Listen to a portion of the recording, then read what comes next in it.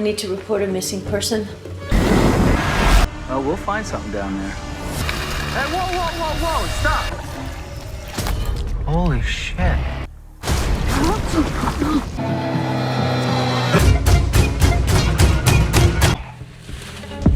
Magic comes from the fear. When the road is mean, blood will thicken. The devil's pulse begins to quicken. Something terrible happened to her. I know. Tell my mother what you've done. Yes, son. Made a worm. Are your friends okay? You've opened a door that, once it's open, it can be hard to shut. I saw something coming out from his nose. DNA-wise, they're cephalopods. Cut off more than you can sew. Winter eats fall, fall eats summer, summer eats spring, and spring eats winter. Don't you see? We are the monsters. While the body rots to dust and bones, there's a tear in the heart where the devil roams.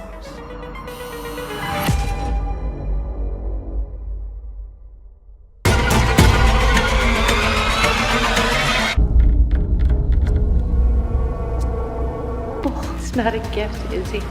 Then why was it given? Hey!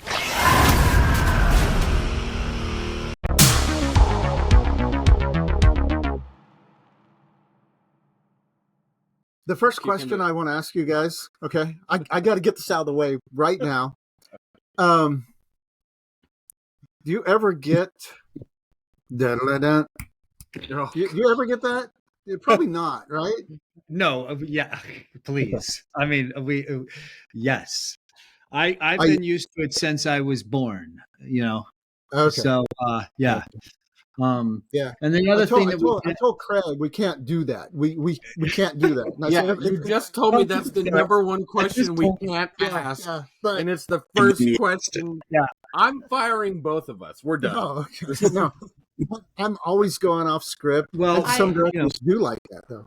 You can bleep this out, but I mean, we really are the only the Adams family with double D's, though. You might want to quadruple that. Yeah. Okay. Wait. This isn't OnlyFans. This is a podcast.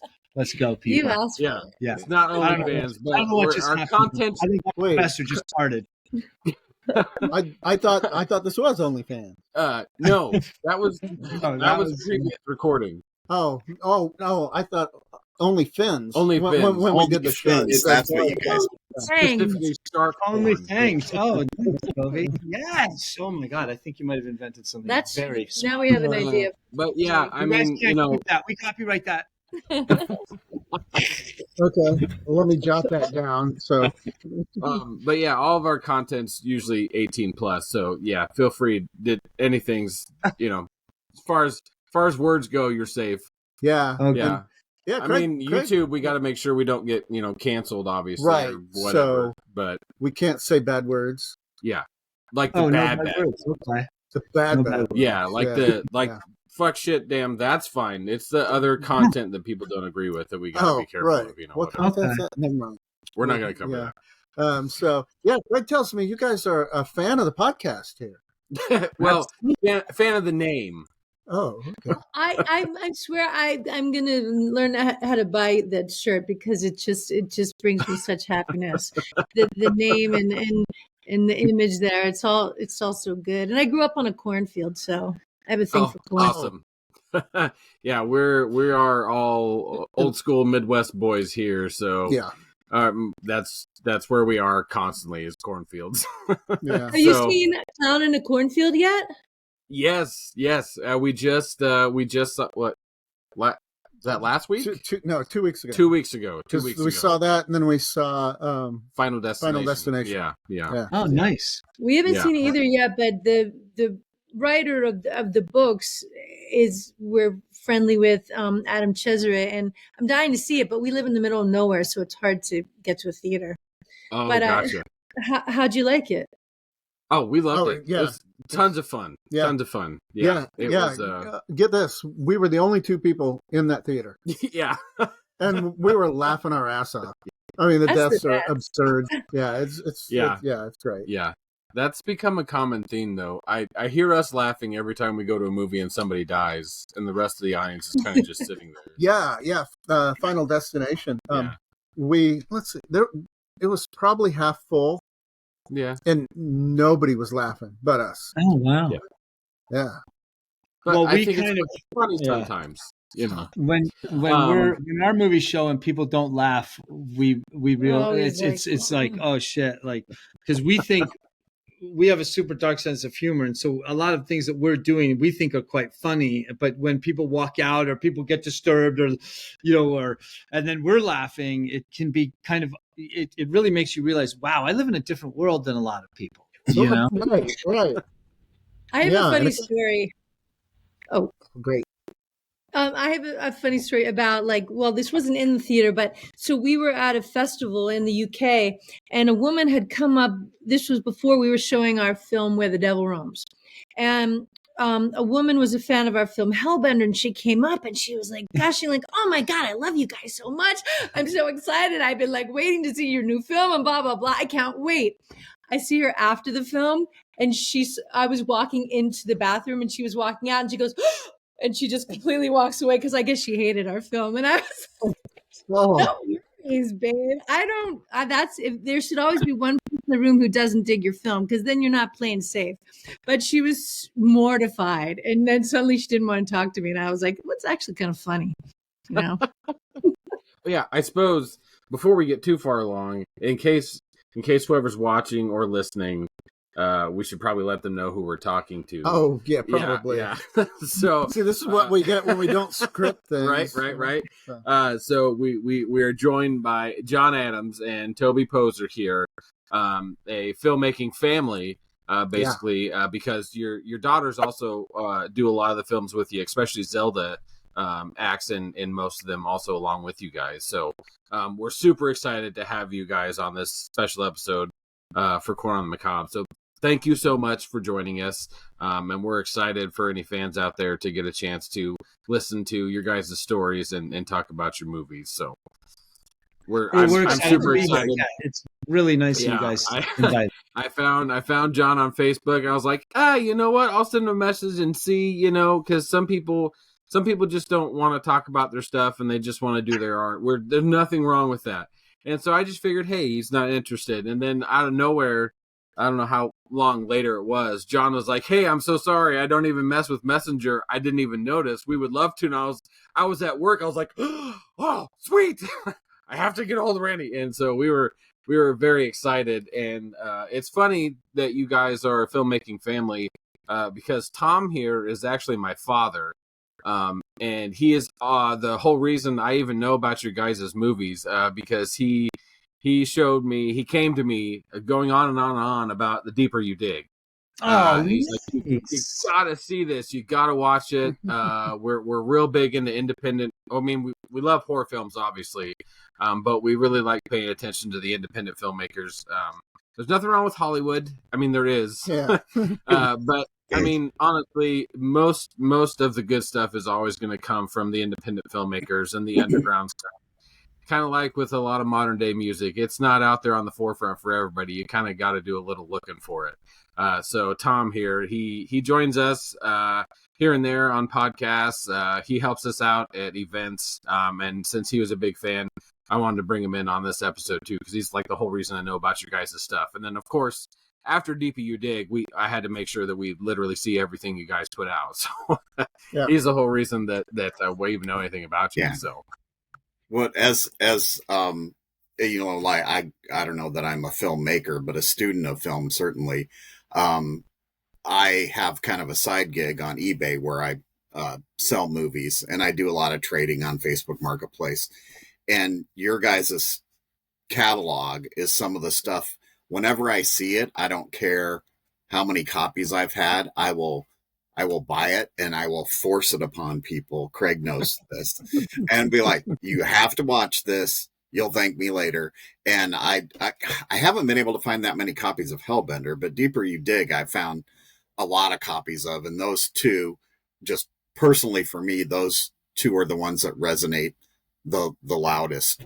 But as I was talking to a friend at work the other day, and I said, I've seen all of their stuff, and I have what I feel, like I said, resonates with me that are outstanding, but all of their stuff is like great, but there's just some stuff that's greater. And so I always get a kick out of that, because I think that's the way the, independent filmmaking thrives and survives, is because people loudly and proudly offer what they love to other people, and that's how word gets around. And it's not always everybody's going to hear about Final Destination, and it's just the smaller folks. And Craig and I and Randy, I'm sure, can pitch in too on this, but I would rather watch an independent film and see the love. I mean, to me, I can see it. If people believe in a project and they have a love for filmmaking and the genre, I can forgive some non-professional actors. I can forgive a lot of stuff in independent films if there's a solid idea or something cool that maybe I haven't seen so much before. And even if the execution isn't there, whether it be sets or cinematography or something, I am just like a magnet to independent film, because that to me is what makes horror great.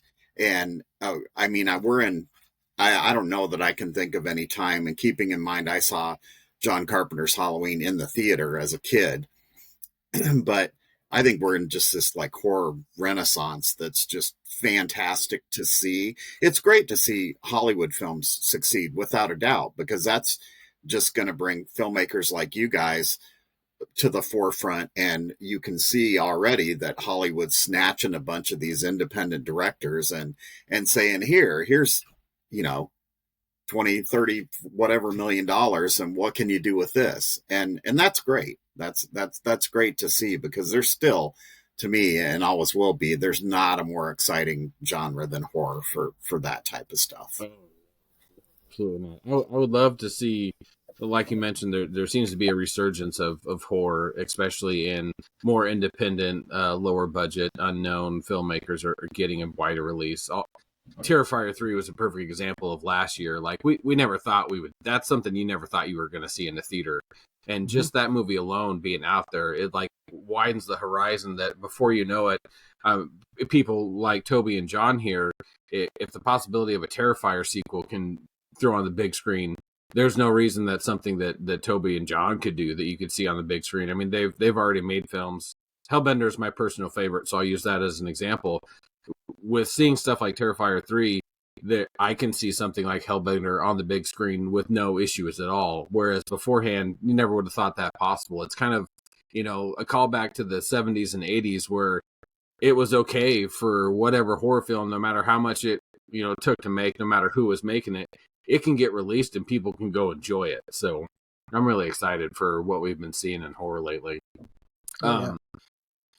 He was talking about your guys' releases and Finding the Deeper You Dig and Hellbender. One thing I noticed, I didn't know this until recently, but most of your guys' stuff is released through Yellow Veil. Or it seems like most of your guys' stuff is, which is actually really cool because they have a lot of great releases. They're a really good independent horror thing. And is that something you guys just kind of fell into, or is that something you like went to search out on your own, or how did you guys happen to get them as a distributor? I first, with The Deeper You Dig was our first kind of film that brought us around to a lot of these amazing festivals. And I was at a festival in Spain, Sitges, and they were premiering this film, Harpoon. And their PR person, Kayla, was just so personable, wonderful. And I was just like, I love these people. Like who are they? And just the energy was so great. And then I just, we started kind of following other films that they have in their roster. And when it came time, when we had by the time we had shot Hellbender, we were like, let's just reach out to them and see what happens. And they were immediately, it just felt like family. And we were so happy. And it's like, if it ain't broke, don't fix it. We just love collaborating with them. That's awesome.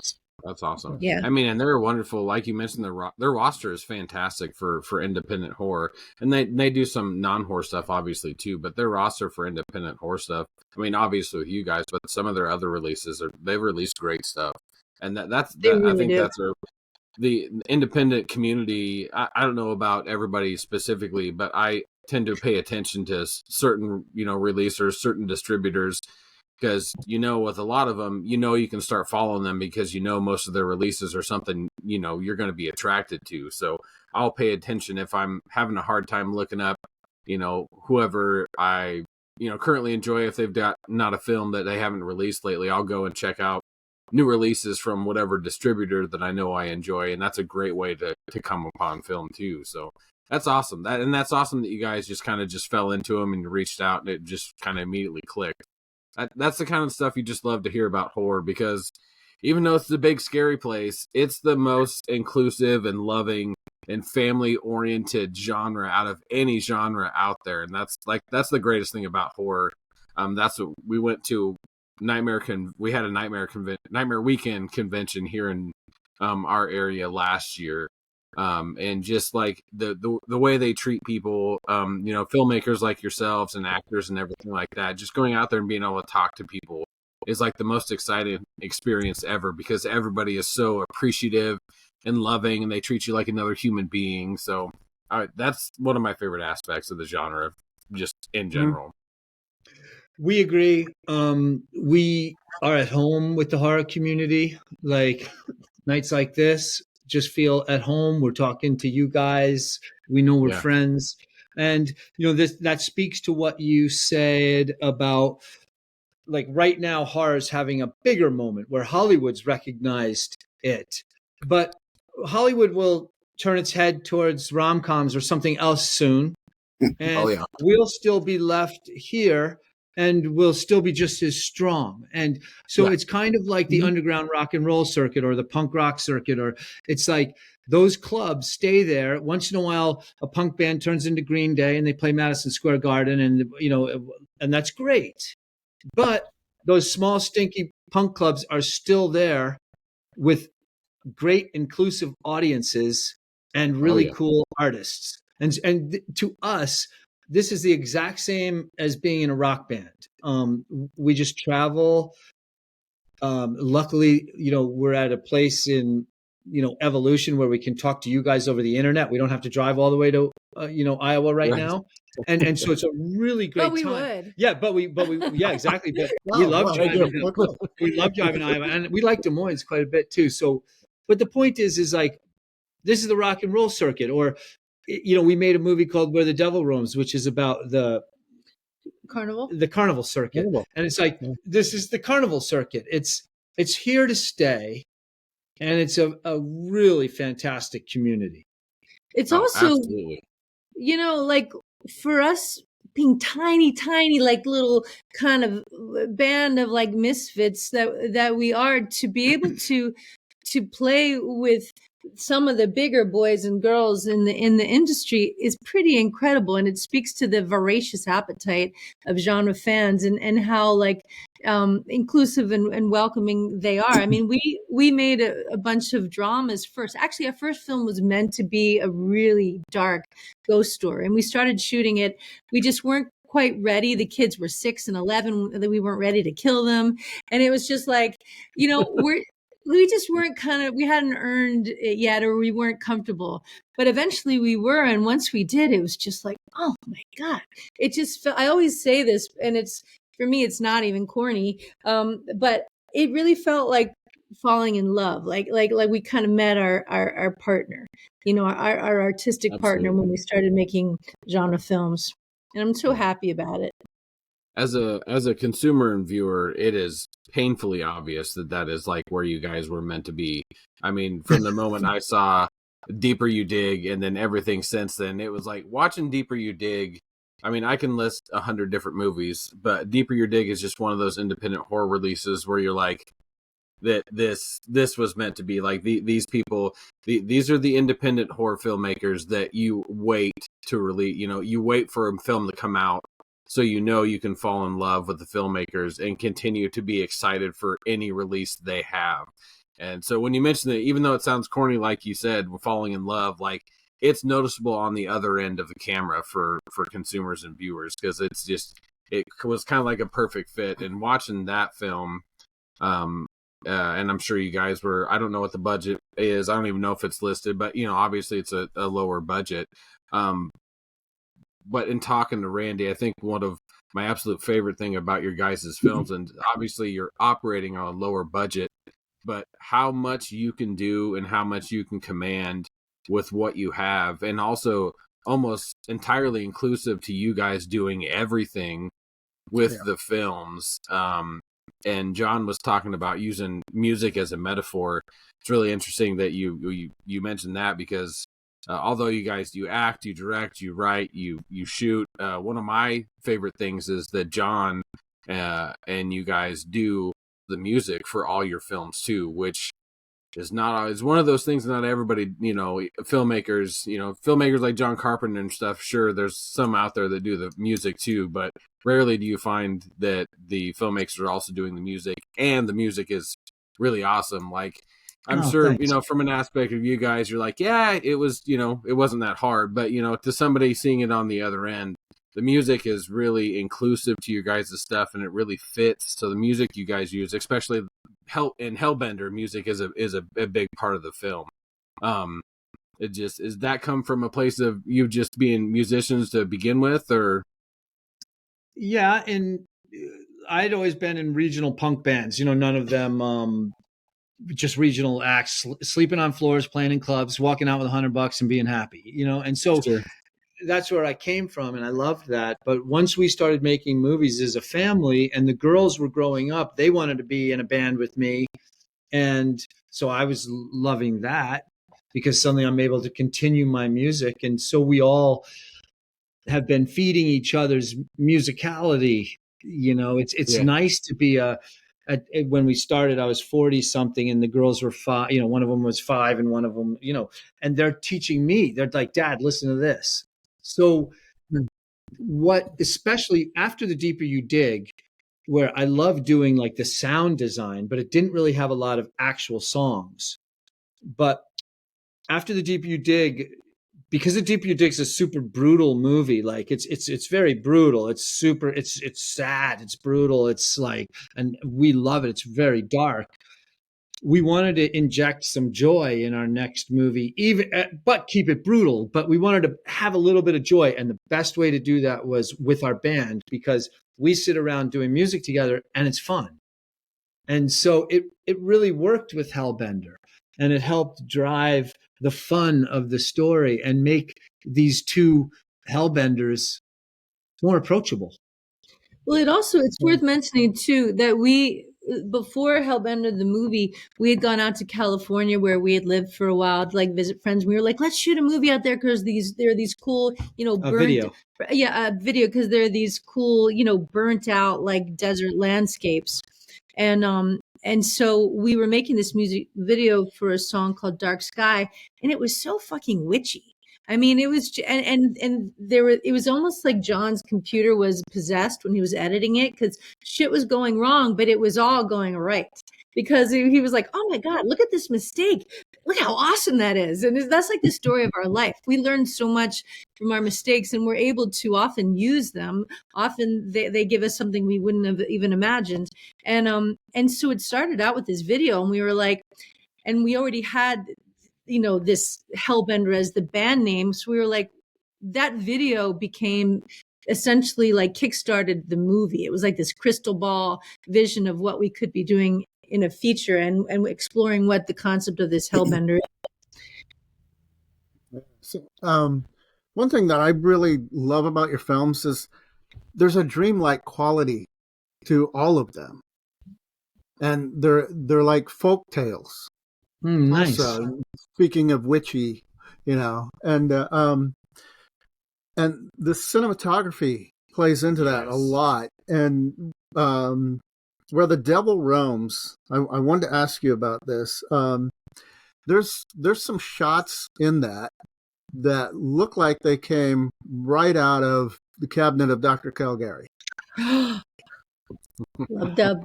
Yeah, and I love that film. And it definitely, I mean, the opening and everything, it definitely had a Todd Browning Freaks kind of vibe to it. And I talked to Craig about that, and I'm like, it's like, because I hadn't watched it yet, and I watched the trailer for it, and I'm like, this looks like it's a Todd Browning kind of thing, and it's like, that's a risky move, nowadays, doing something like that. And I'm like, I don't know if I'm into kind of freak type movies or whatever. And he's like, you need to watch it. It's not what you think. And I'm like, okay, so I'll watch it. And I watched it and I loved it. Oh, and nice. Yeah. One of the things that I really loved about it is when Lulu, your daughter Lulu, shows up in it. And I'm like, I knew something was going to happen. And I'm not going to give it away here, but I just knew something was going to happen, because it's that part in the script where I would write, something needs to happen right here.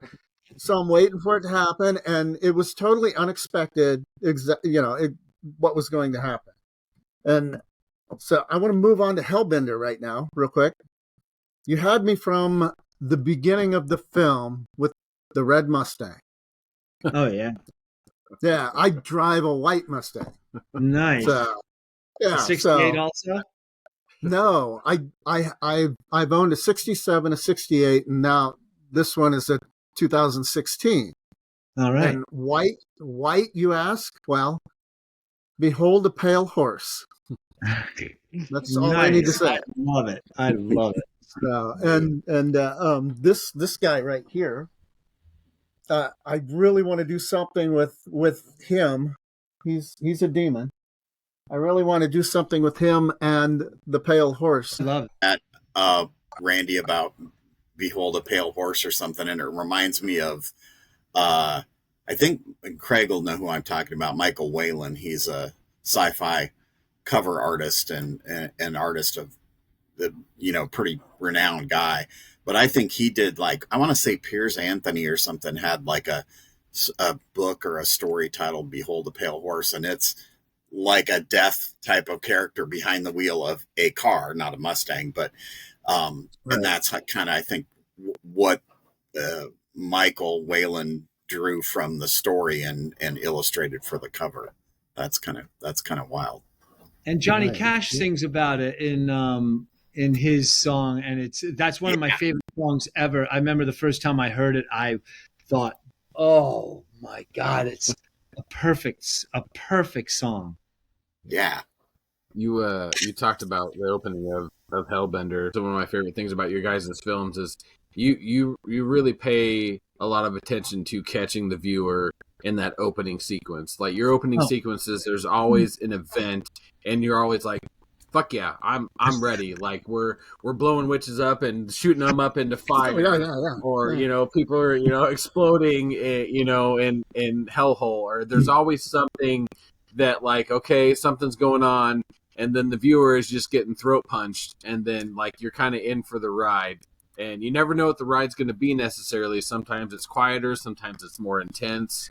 Where the Devil Roams is probably the most intriguing one for me. Initially, I was like, I want to watch it, and I know I'm probably going to enjoy it, but and Randy shares this with me, we're just not the carnival, the freak show kind of setting. That aesthetic is just not, it's not something that we're immediately attracted to. Yeah. So it's harder to catch my attention with that. And again, it's just personal preference, but I'm sure these guys are going to have something in store that I'm going to enjoy. Right. And it's crazy where we start out with and what it ends up becoming, because the ride you take, I don't think you really understand how wide of a scope you end up taking and riding on until you've actually finished the film and think back, whoa, we started off in this carnival aesthetic, and then you move into this traveling, almost, I don't want to say serial killer necessarily, but it's a necessary evil, if you will, for what the story But the reasoning behind that is also this dark fairy tale kind of thing going on with why she's doing what she's doing, you know. And so Where the Devil Roams for me is really intriguing because there's just so much going in to that, and by the end of it I was like, oh, holy shit. That's why Randy mentioned, I'm like, man, just wait for it to start hitting, because it's going to take you on a ride that is not what you think it is. And another thing that I was impressed with it, might as well stay on this, is I could tell you had props, that you had locations and props. It's like, what do we do with these? And you developed the story around that, didn't you? I'm actually in one right now. This is where we kill Landy, the playboy. Nice. That's his, his due is right over here, and where Maggie plays the ukulele. This is the house. This is John's sister's house, and it's got this great wallpaper, and it's a nice old farmhouse. So yes, we are always using what we've got, because it's like, you can't build that; it's already built. And you know beautiful. what? That's about. I love hearing you guys talk about Where the Devil Roams, especially the fact that you're kind of I don't really know about whether I want to watch this, and then in the end being like, okay, that was fucked up, and so it was intriguing, and I can tell, But the thing for me, I think, well, the movie we just made now is my favorite movie we've ever made, but Where the Devil Roams was the favorite movie we've ever made for sure, because it really talked a lot to me about things that really were in our hearts, kind of like it was a bit about the nightmare of being alive, and the struggle of pain, and turning to the person, your family, and being like, your love's going to get me through this fucking pain, and it's like, and it's a great, for me, it is a fairy tale. It is and that's why it turns black and white, and we use cinematic tricks, and we try to shoot it in such a way that it could be a page in a book, and it even starts out as a fairy tale, and so it's like, but for me, it was a great way to talk about not just personal, psychological struggles, but also America's psychological struggles at the moment, where all of us, that was a real American family. It was a poor American family. And it takes place in the 1920s, which was a time when America was during the Depression, coming out of a war, headed into another one.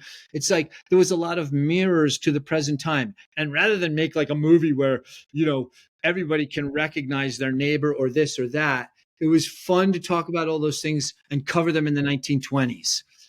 Yeah, it was the Grapes of Wrath. Yes, thank you. That was a great influence. It also really felt like a love song to the horror community, because it was about some people who are just different, and they have some bloody loves, literally, and but they love each other unconditionally, and there's the thing that's so wild about the horror family is they're most lovable, smart people just love some really brutal shit. Yeah. I just love that. Yeah. I love that juxtaposition. And that's kind of what the family and Where the Devil Roams is about too. You couldn't have that much horror without all the love kind of in tandem. They're great bedmates. Yeah. If I may, I think you guys, Craig and I were having this discussion the other day, and I've had this discussion and telling that you guys were going to be on the podcast and they were going to have to watch and stuff. What brings the love for your work is, and I get you're a family, and I get that, and you have some emotional bonds and some closeness and some familiarity that maybe it's going to be hard to duplicate anywhere else. But I spoke to Craig about the intimacy of your films, and I mean, I don't know that there's a better word for it, but it's just so personal and intimate. And again, hearing you guys talk about things being based on, somebody being there for you and family struggles that you may have gone through and stuff like that. That just makes total sense, because that's what, I could care less if you guys do a big movie that has a cast of 50. I can watch you 2 or you 3 or you 4. Like, I don't care, because that's what, on paper you might go, okay, this is just like a 2 or 3 person play or whatever. But I mean, to me, it's so powerful and speaks to me. I mean, I don't have to worry about seeing the love in every frame for any of your guys' work at all. But man, the intimacy is of the moment, of the situations, of the real reactions to tragedy and everything that goes on, is like destroys me when I'm watching your guys' stuff. And that's, man, I just love it. And it's, hopefully that speaks to you guys as well, that, but everybody's going to get something.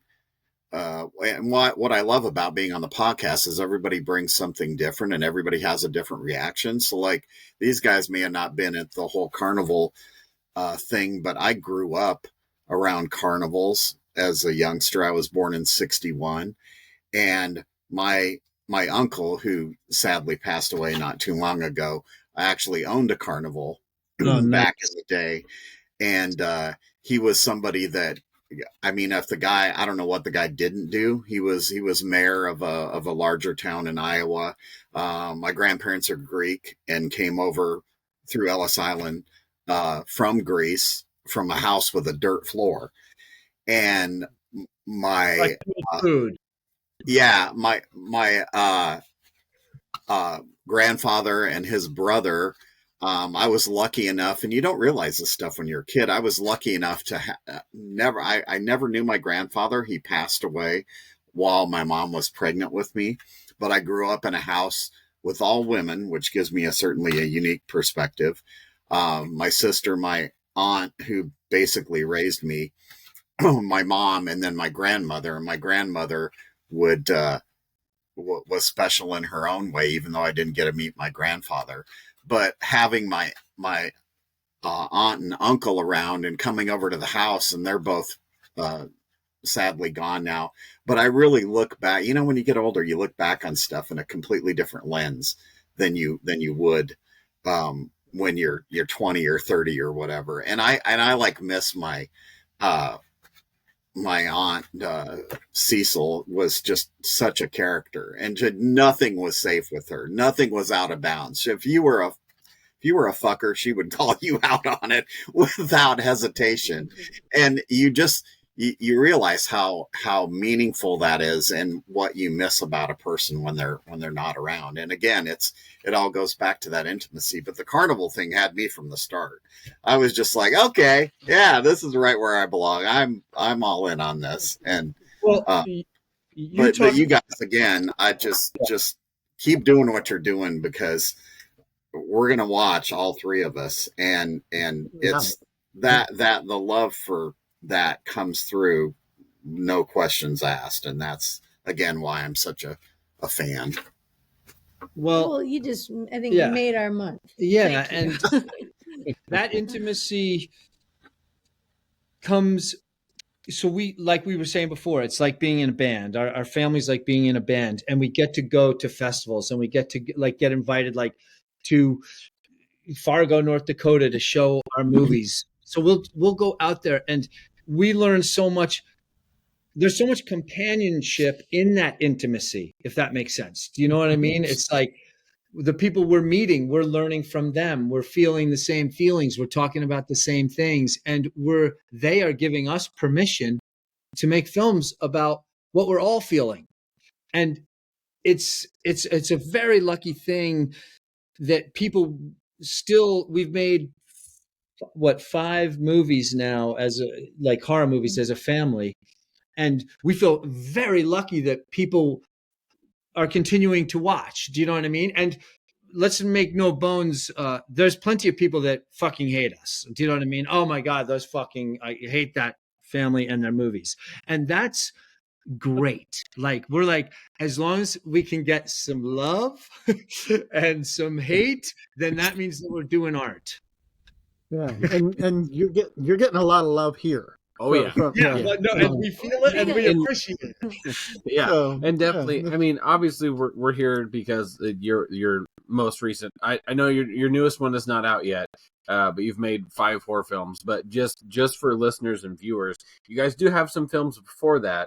They're not as easy to find as the other films, but I'm sure since you did make them, I'm sure you guys are proud of them too. You guys have stuff like The Shoot, The Hatred, Knucklejack. There's stuff that existed out there before The Deeper You Dig. So anybody that's a fan, I want to urge them to try to, seek that stuff out too, because I know I'm like this. I know Randy and my dad are like this, and I'm sure you guys are like this too. When you fall in love with filmmakers, you want to devour their whole catalog from start to finish. You want to find the stuff you missed, no matter how hard it is to find, and you want to wait for newer stuff. If you guys have anything you want to talk about for your previous stuff too, feel free, more than welcome. But I just wanted to let viewers and listeners know too that there is other stuff out there too than Deeper You Dig, Hellbender, Hellhole, Where the Devil Roams, and then we'll get to your newest one here eventually, because I'm sure we want to hear a little bit about that.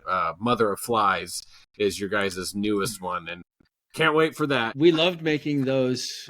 I think what's most fascinating about our dramas, because we made four dramas first, is it was the 4 of us, 2 kids, 2 kind of adults learning together.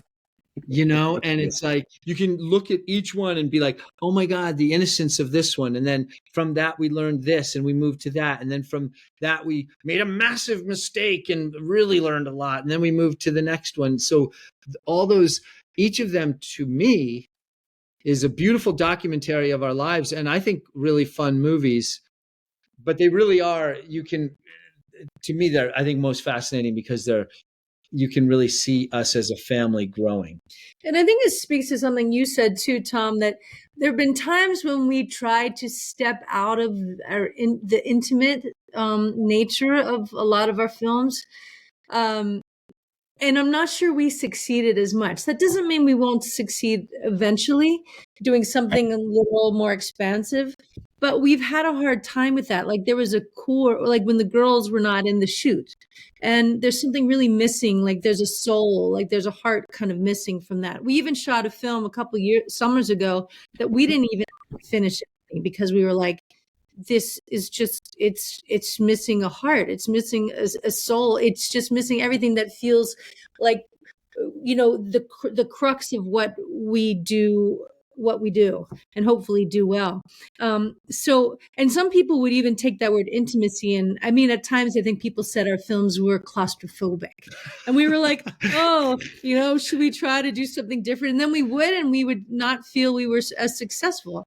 We're growing every time we make a film. I think we'll be able to evolve, but I'm so glad that you said that, appreciating the intimacy in our films, because they are very personal, and that is something. Unless you're really talented, that can be hard to capture, and it's something that fortunately it's just ingrown. We're all human. We're all really messed up, and we're all wonderful, and we love each other. And fortunately, that's kind of been enough to make some great stories that we really enjoy making. And it's nice when people enjoy them too. Yeah. You guys' secret awesome rocket sauce is that intimacy, but it's not just, for me, it's not just the intimacy, it's the fearlessness, the ferocity, which are 2 really juxtaposing things to be able to mix together. But if somebody was to say, hey, give me a couple words that encompass your guys' films, it's intimacy and fearlessness, because there's a lot of brutal, intense things going on, but there's that level of family and intimacy that's going along too. So that's what's special for me about your guys' stuff, is you're able to mold those 2 things together, which is a really unique thing. And for other people, may be really hard for them to actually mold together and make work. But I think that's what's so special about your guys' films and why they feel the way they do. They have this, like Randy, he mentioned they were dreamlike. A lot of it you find them very ethereal. Yeah. It just sometimes it's like getting lost in music again. I Nice. keep coming back to music, but you know, music, especially like rock and metal, go hand in hand, you know, with horror films. And so it's always easy for me to make that connection. But watching your films is like falling into music you really enjoy, and because you're there for it to enjoy, and you enjoy parts of it. But sometimes you got to grip your seat because shit's gonna get crazy. But at the same time, you're like, yeah, but why? I feel like somebody's ripping my balls off, but they're hugging me at the same time too.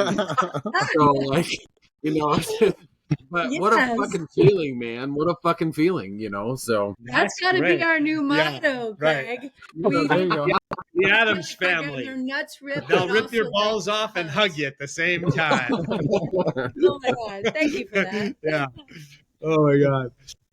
Well, hopefully you'll do like a Mother of Flies then, because we try to you know, take some cool you know, big what's it called, big swings in that one, as far as things that some people might be like, Yeah, but we're like, It's big love and big brutality, and other big things it's filled coming out of the ceiling. I won't. Yeah, and it's filled also with you know what, we're just talking about what we know. You know, this is a movie, like, I don't want to give it away too much because it'll be more fun for people to walk into it in a sense thinking that they're going to see like a witchcraft movie, because they are. But when they walk out, they're going to be able to talk about it because it's very personal. You mentioned the witchcraft stuff, and in The Deeper You Dig, it's like you guys, it was a little bit in there. You gave us a taste of it, and then after Deeper You Dig, going into Hellbender, it's like, okay, you're gonna get the whole fucking plate of witchcraft. But it's unique in itself because it doesn't cater to it doesn't cater to anybody's perception of witchcraft, because you say witchcraft and you say, what does that mean to you? And a million different people are going to, you know, a million different answers. You're going to get, you know, you're going to get satanic, or you're going to get new age, or you're going to get, oh, you like gems and stones, or, you know, you're going to get so many different reactions when you say witchcraft. But your guys is a thing of its own. And I noticed in Deeper You Dig, there's a symbol that's used in Deeper You Dig. And then in Hellbender, we use that symbol even more constant. I did a little bit of research. I didn't do a ton, just to see if that was a specific sign that was actually used, or if that's something you guys came up with. Was that something you guys just kind of came up with on your own? Yeah, both of those we came up with on our own. And then it's funny because, you know, we've been traveling around Europe and stuff, and you start seeing those things that almost look exactly like your symbol. So they're obviously coming from sure the all of us, you know. Yeah, those symbols. I do love the witchcraft aspect to your guys' stuff. It's unique, like I mentioned before, and it's fun, and it's an area you don't see quite as often. I mean, yeah, it plays a role here and there in a lot of different movies, but it's always that concert. Sorry, I can't talk. It's always a constant. You just invented another great word. I hope somebody's writing these down, because you're. Wait, yeah. Oh my God. Yeah. My mind is racing right now because, like, I don't want to hold you guys on here too long, but I have like so much shit running through my mind that I want to mention and talk about and ask you guys. You know what I love, that what you're talking about is something that's like important and hard to do, I think, with cinematography, is things like magic. Like, it's easy to, like, it would be easy to be like, throw 3 toads in a boiling stew and do a magic trick, have smoke come out. That's the easy look at magic. But magic is more mental. It's more dreamlike. It's more, and how to capture that with cinematography and storytelling is like always a really fun challenge, because at least for us, like, and it makes me so happy talking about The Deeper You Dig, because in a sense, that's almost like diving into a man losing his mind. and a woman they're both losing their minds. He's losing his mind over guilt. She's losing her mind out of sadness and loss.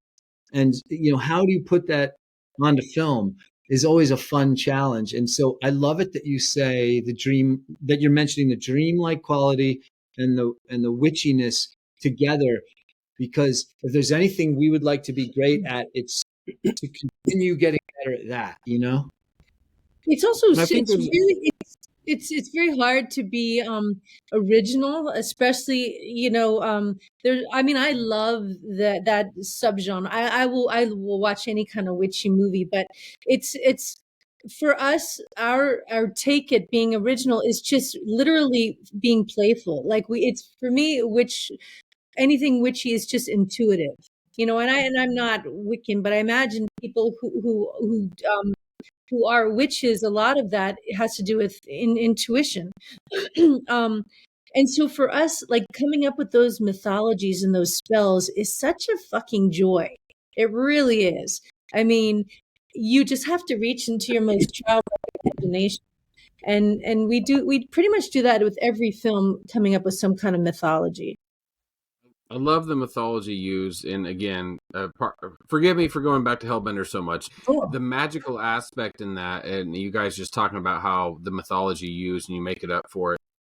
It's so cool to see kind of a fresh idea of magic, because if you're I'm a fan of horror, but I'm also a fan of fantasy and things like that. So everybody in the world has got their own idea and their own little mythos as to how magic works, where it comes from, how do you conjure it up, what do you do with it, where does it come from, is it a spell you read off, is it things you mix, does it come from, is the power given in words, or does it come from something like, in Hellbender, life itself, or living beings from the earth itself. So that uniqueness and that mythos is just so cool to get in and play around with, and that playground for witchcraft is really just really fun and unique. So that I love the whole witchcraft aspect. I think it's just so cool. I agree me too. wholeheartedly. Like You gotta let us know what you think about Mother of Flies. Excuse me, Randy. Because we go deeper into that intuitive witchcraft. It goes deeper and darker. And so Awesome. I'm dying to know what Awesome. you guys will think of it. Please let us know. Oh, absolutely, absolutely. Yeah, I mean, I don't know what to expect with a title like that. I'm Lord of Flies, directed by Dario Argento. I don't know. So I can't wait to see it. Yeah, but I want to talk about what I really loved about Hellbender is it's about two characters, Toby and Zelda. And a lot of times, you can go the My Dinner with Andre route, or you can sprinkle in characters here and there. And I love what happens to John in this movie. John didn't want to act in this movie, so John wrote himself a good blessing. Yeah.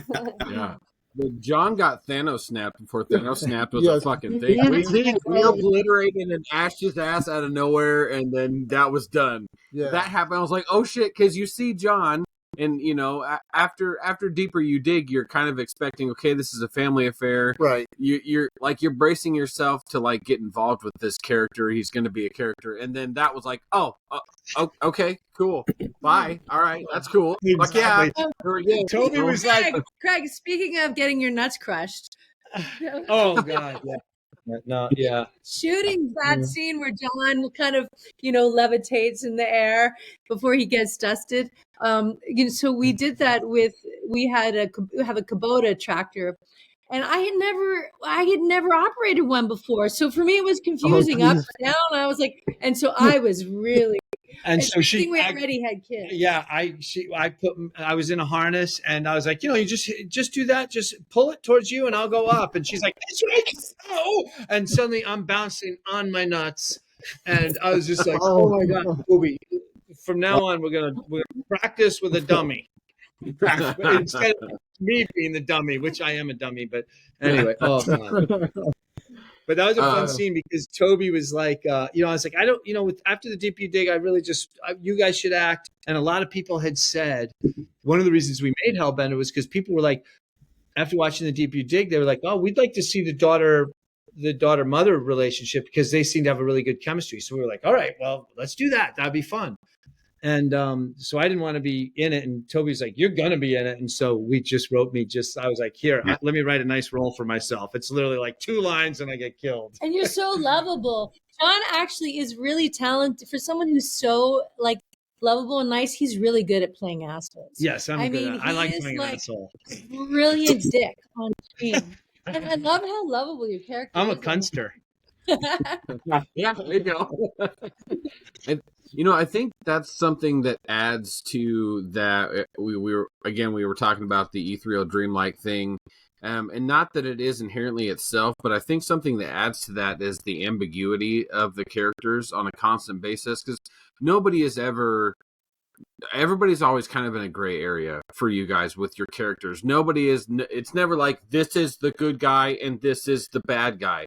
There's a constant ambiguity there, which makes it makes it more realistic, but at the same time, it kind of expands you into this zone of it leaves the viewer like, where am I supposed to go? How am I going to feel about this character? And I think that's another thing that adds to that dreamlike thing that Brandy mentioned, because it kind of leaves you in that zone of, you're not necessarily, you're never confused per se, but you're always left yourself wondering. And I think that's a special thing that keeps the viewer, you're catching them, you're holding them on all the way through, because they never have an answer 100%. And that keeps that momentum going, keeps it moving. Speaking of effects, and you guys talking about how you did the harness and stuff in Hellbender, Randy and I have talked a lot about this, especially recently. The key hand effect in Hellbender is like one of our favorite things. It's so unique and weird. It's got this... Yeah. It's a visceral quality to it. But it's almost... I don't know. Whimsical is the wrong word to use, but it's got this almost stop motion uniqueness to it, where it's like it's brutal and kind of gross, but at the same time it's very playful and fairy tale like, and it's just, there's something about it that like I could watch somebody doing that over and over again, that key coming out. And I'm not sure what you guys did to achieve that shot, but it is probably like one of our favorite things, and something Randy and I have constantly talked about, and I know I've talked about it with my dad. How did you guys do that? Well, that's the mastery of our VFX wizard, Trey Lindsay, who we've worked with since the Deep You Dig. And he is just brilliant and wonderful. I mean, I love that you say that is playful, because he made that key like have a personality. How could a key have a personality? Yes. It can in Trey's hands. Well, he said, I mean, we can tell you the science behind how he did it, but he also, it's so great. If Trey was here and he heard what you just said, he would be just gushing and his smile would be so big, because he wanted the key coming out of the mother to be an old, straightforward key that's done this a lot of times. And he wanted the key to come out of the daughter whimsically and happily, because it's playtime. It's a new thing for her. It's a whole new world. And so those two keys exit the mother and the daughter differently. And so just the fact that you said that would really turn on Trey, because he works very hard at all that shit. And that's awesome. Trey's just like us. He reads reviews and he goes to festivals and he wants to be better at every effect too. So it's like that one, he really nailed it, and he felt like, and he used that same technique in the Deep You Dig with the fire poker going through the Norwegian's neck. Where the devil roams. What did I say? The Deep You Dig. Trey's always trying to get better at his effects, and he's a wonderful guy to work with. And so he'll be happy to hear that that's one of your favorite effects. That's awesome. That's awesome. It's beautiful. That's awesome. Something I wanted to point out, just as kind of an aside to you guys doing witchcraft stuff. I've been on this folk horror kick ever since like falling in love with it again with like The Witch. Yeah, I think what people don't understand about Wicca or any of the other earth-based religions, it's such a personal form. Obviously, you see the books like For the Solitary Practitioner, and you don't have to belong to a coven, or you don't have to belong. And there's just so many aspects of witchcraft spread out over everything. Like, I just picked up a couple books recently that were literally completely about Odin, and there's actually Norse-based pagan practitioners just based on Norse, to them, maybe not so much mythology. And there's everything from people who have a small altar at home or whatever. And then there's people that actually do, like you say, magic's not a real thing. But if you do enough research and reading, there's people that do what many of us would consider outside the earthly realm, or outside the spiritual realm, or whether it's with black or white magic or whatever you might want to call it. And that's why I always laugh at people talking about the Church of Satan and everything like that, because that was all based on somebody else's interpretation of something. It all comes because obviously, like, my ancestors going way back believed in a whole different set of circumstances, and then the Greeks were converted to, and the Romans were converted to Christianity. It's such a personal thing too, is why I think it works. I don't know that there's anything wrong that you can do, but it's so wide open with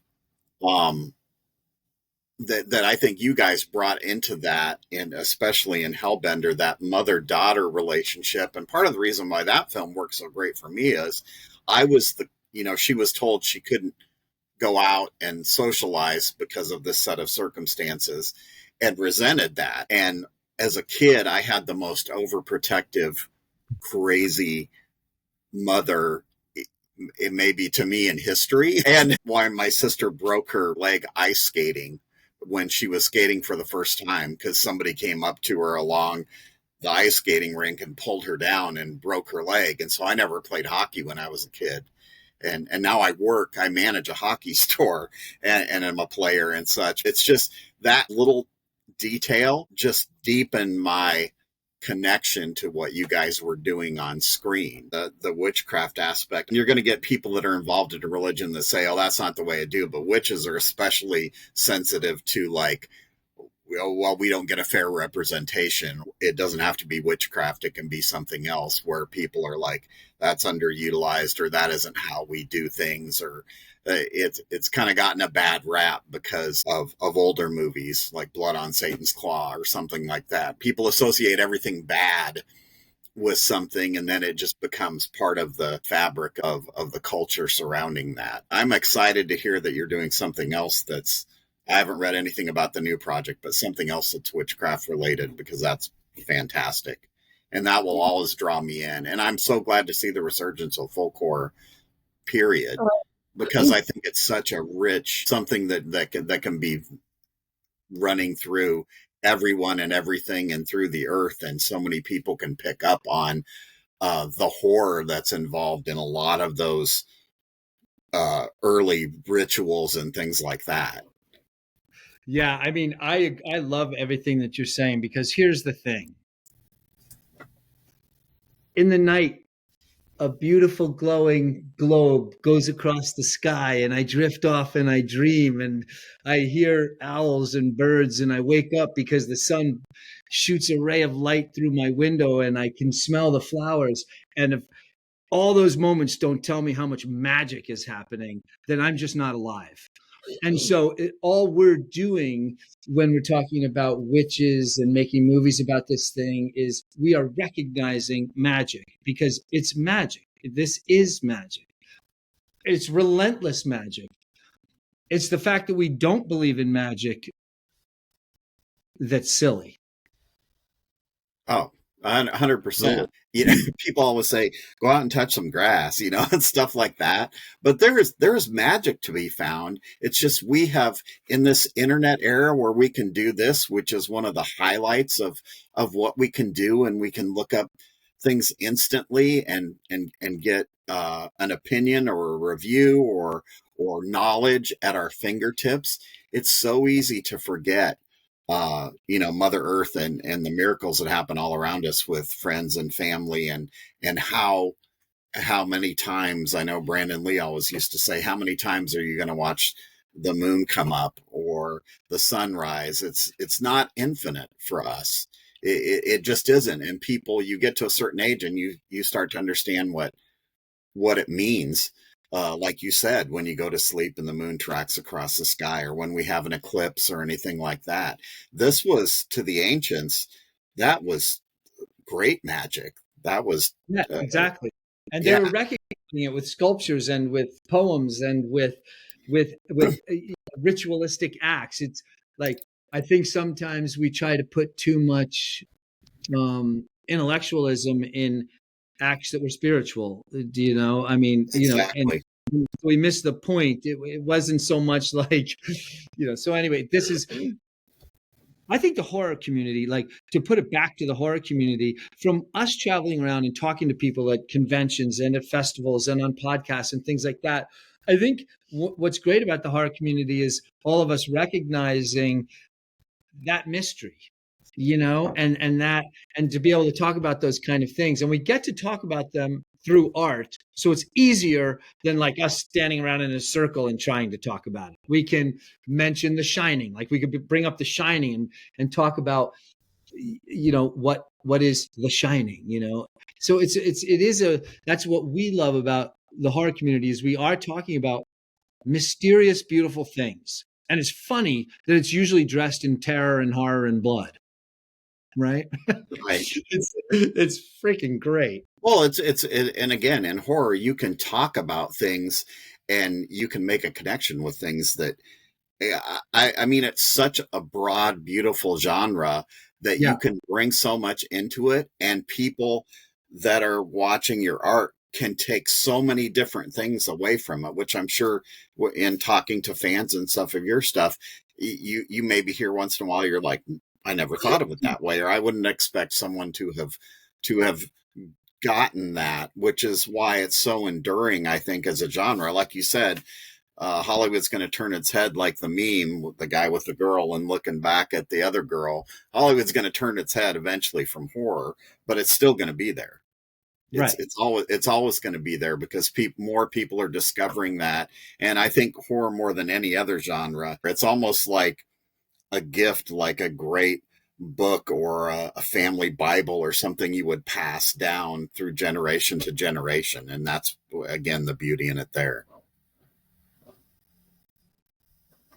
Switching gears a little bit. So I'm last year was a big year for you guys, because you had two films come out, at least on bigger streaming services. You had Hellhole was a Shudder exclusive, I believe, right. And then Where the Devil Roams was Tubi, right?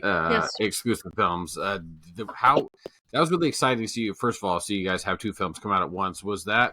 Did you guys kind of plan that, and was that a big deal for you to have two come out in the same year, or how did that end up working out? Well, we were actually, like, we had shot Where the Devil Roams first, and then we were actually kind of still doing some post for that when we were in Serbia shooting Hellhole. Hellhole was a bit of a different beast, no pun intended, in that we wrote it, and John and I co-directed, and we acted in it, and Lulu helped us write it, but we did not produce it. So it was very different, and it had a much bigger, like, crew than we were used to. It was our first time doing that. So the timing that they came out together, they kind of had a festival run basically a year apart, I guess, right? Because we premiered at Fantasia, Where the Devil Roams, and then the next year we did Hellhole. We were just very busy that year. Yeah. So do you guys shop that around to like Tubi or Shudder or any of the other streaming services, or do they kind of reach out to you and say, hey, we're interested in releasing this under our flag for streaming? That's what Yellow Veil does for us. So what we do is Gotcha. like with all the movies that we make, like The Deeper You Dig, Hellbender, Where the Devil Roams, and now Mother of Flies, we don't talk to anybody about it. We don't ask anybody any questions. We make the movie that we want to make, and then we bring it to Yellow Veil, who we trust and really love working with, and say, here's our movie. And they take care of selling it and getting into festivals and things like that, because we're not really very good business people and it's not what we like doing. And so they do it, and they do it really well, and they only treat us as a family. So they never say, like, they never bullshit around with us trying to pull Hollywood talk to us. They just know that that's what we like doing, you know? That's awesome. And it's wonderful to hear filmmakers talking about the company's doing that for them, because that's something you hear a lot of negative talk about in the Hollywood realm of things. There's always that divide between the filmmakers, and the companies or the distributor and this, that, and the other thing. And once again, just one more thing, to horror and the genre and the independent, community of, you guys just being absolutely in love with your distributor like Yellow Veil and having nothing but great things, and they take wonderful care of you guys. So that's really awesome to hear. I don't know if you can give us too much about Mother of Flies. Is that are we going to expect to see that on festival circuits? Is that going to be on streaming? If you can, of course, tell us. How can we expect to catch that? The first thing we can say is it's going to premiere again at Fantasia Film Festival in Montreal, and this will be our 5th premiere there, which I think is their record, and that's pretty cool. That's awesome. We love you guys.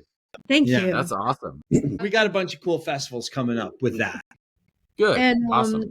And then we hope to have news about where it'll really release as well.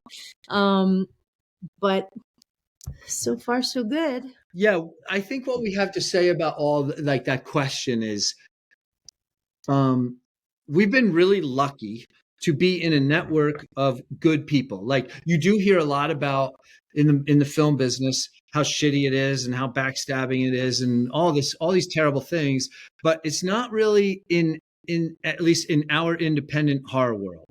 So we have this great network of like Yellow Veil being distributors, like Shudder being a great place to land, like Tubi was a great place to land. Everyone has treated us very, very well. We are what we are. Everybody knows what they're getting. And Fantasia and all these festivals. So we kind of just run the same circuit. And we hope to continue running the same circuit because it's a network of good people. So there's no reason to change. And it's not like, we've flirted with the industry, but I think ultimately our joy is to stay out of it and to just stay in, like, get in the van, go to the rock show, play the gig, and then drive to the next rock show is kind of what we really love doing. Like, I think we realize, and we've met enough people and rubbed enough elbows with very successful people. Like, I should say that working in Hollywood, that's an art form too. To be able to spend $10 million in a smart way and have 150 people do what you want, or together make a movie like Final Destination, right? That's an art form. But I don't really think, I'll speak for myself, but I know Toby feels the same way. I don't think that's the art form we really want to do. And because I would just rather go watch Final Destination. I don't really want to make it. That sounds like something I don't really want to do. Absolutely. And there's nothing wrong with that. And I mean, and you guys are in a wonderful spot. And I don't think fans of your work would want that change at all anyway. Right. So that's wonderful. And, it's also a testament to anybody out there. You guys do it because you love doing it. You're not, that, and that's how somebody truly loves their craft and what they're putting out. You're not out there, trying to break into Hollywood so you can be rich and famous or this, that, and the other thing. You're simply doing it because you guys love making film. And it's obvious by watching all of your work that you guys do, plain and simple. You guys mentioned Hellhole being a little bit different for you guys, and you can definitely tell that it's a little bit of a different beast, because it's a step outside the boundaries of your guys' other films, and it's definitely not in a bad way. It's just you can feel that it's a little bit different. It's a little bit broader scope. The love for John Carpenter's The Thing is obviously there and apparent to that, obviously. So I guess a couple things. Is there anything, was it did you set out to do a love letter type thing to The Thing? And then on top of that, speaking of what influenced you guys, like what is some of your favorite things to make you want to get into making horror films? Great question. Yes to The Thing, but obviously we don't have the budget or like the genius to pull off a thing, so we had to make it a kind of like a trauma thing. Do you know what I mean? It's like and use humor to bridge the gap of the lack of the ability to sit in Hollywood for 6 months and make The Thing or Antarctica. You know what I mean? And so, but yeah, the great question is horror. I know my answer. Do you know your answer? Go ahead. My answer is we made a little movie as a test, me, Zelda, and Lulu, called The Hatred. Because we were like, Toby was writing a script at the time, and we were like, let's just make a horror movie. Let's not think a whole hell of a lot. Let's go out and have fun and see what it feels like to play with blood, to play with horror, and what the cinematography is like. And we fell in love with the process.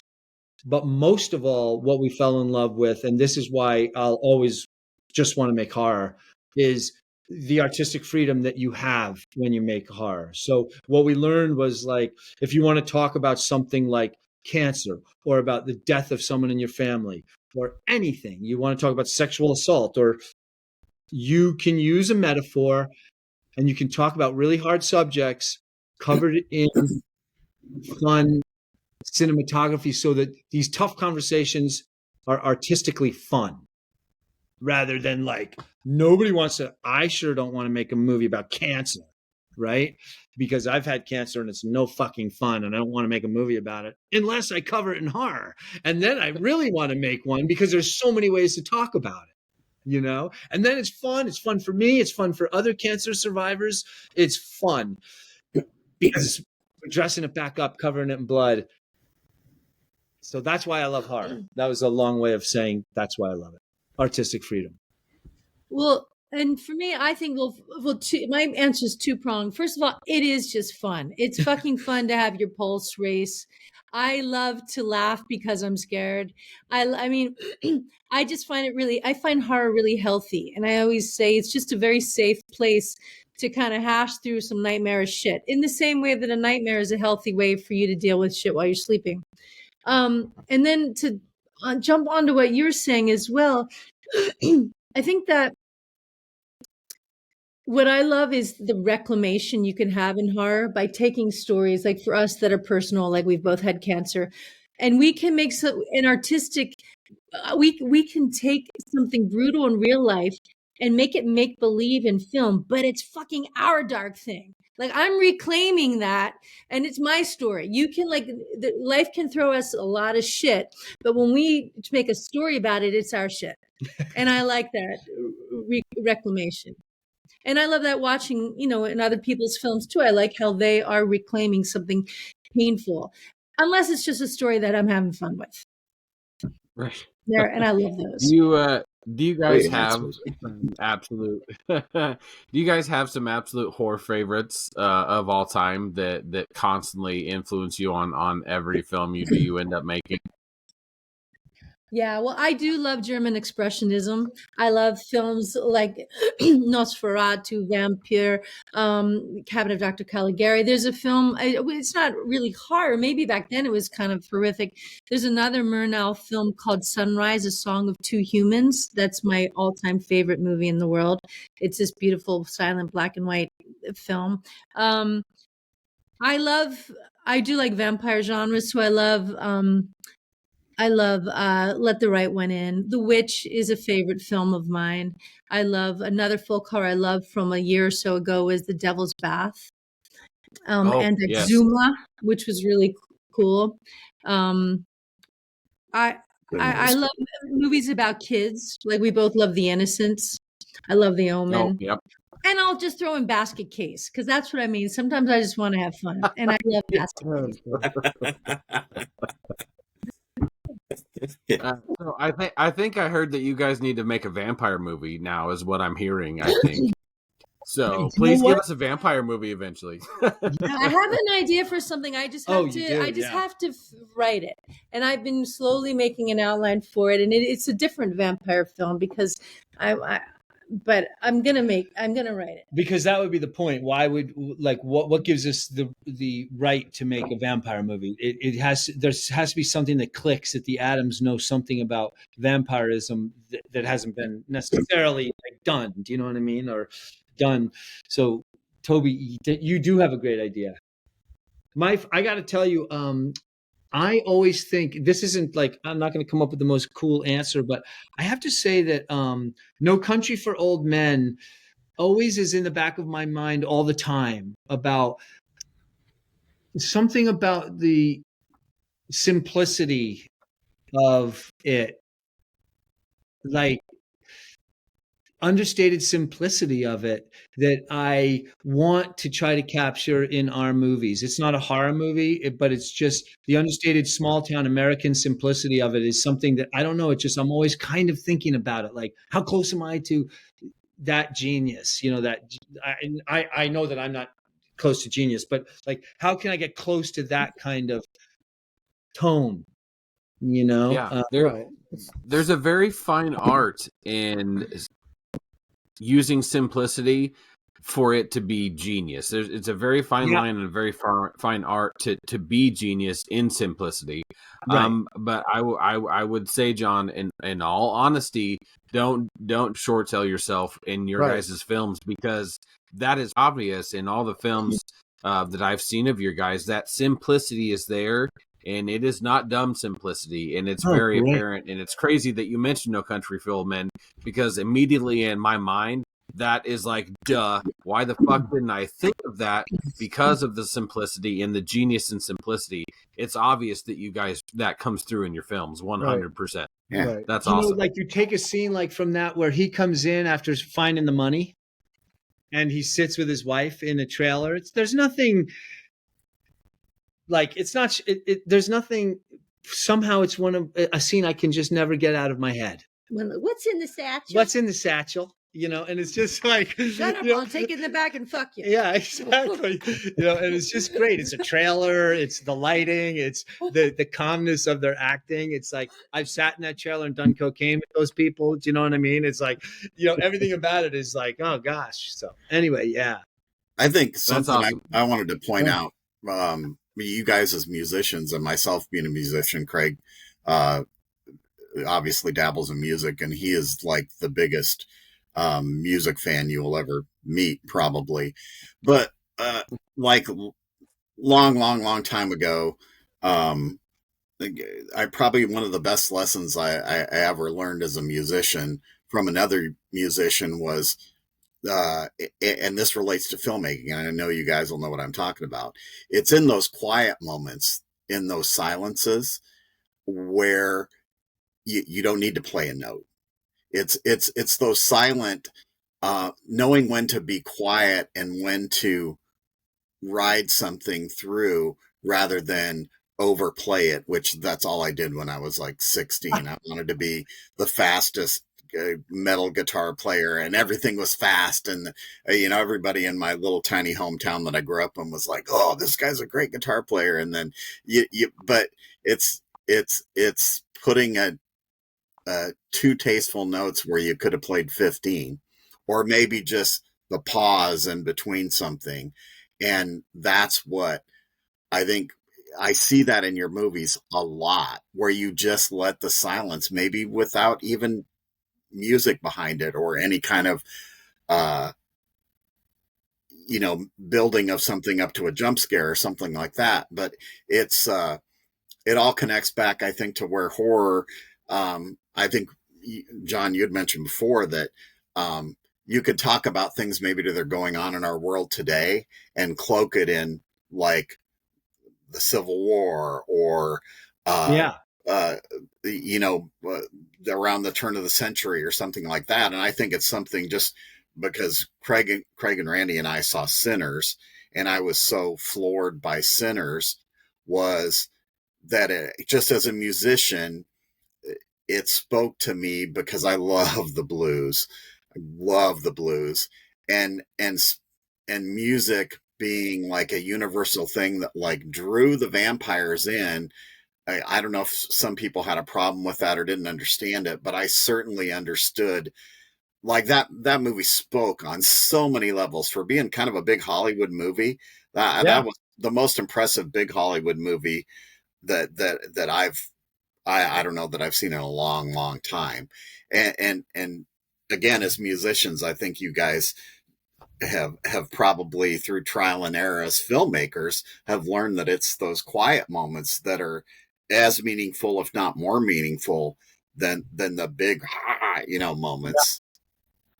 It's such a good point, Tom. And something that I really like in our new film Mother Flies is it's got a different there are more quiet moments, and I think John was very restrained in his use of music. Like the music when the songs do come on are powerful because there are much longer like moments of silence between them, and because most of it is shot outside in the wilderness, you really make great use of just the natural sounds of the environment, and that's powerful too. Yeah, because we also, it is about natural magic, and so we wanted the audience to sit in the woods with us and hear the birds and the wind and and the river and so it was really fun to do that. But you are so right about silence and not as like what's the movie about Beethoven where he says too many notes? Amadeus. Yeah, Amadeus. It's like too many notes. Which notes would you like removed, sire? But it's like it's so true. It's like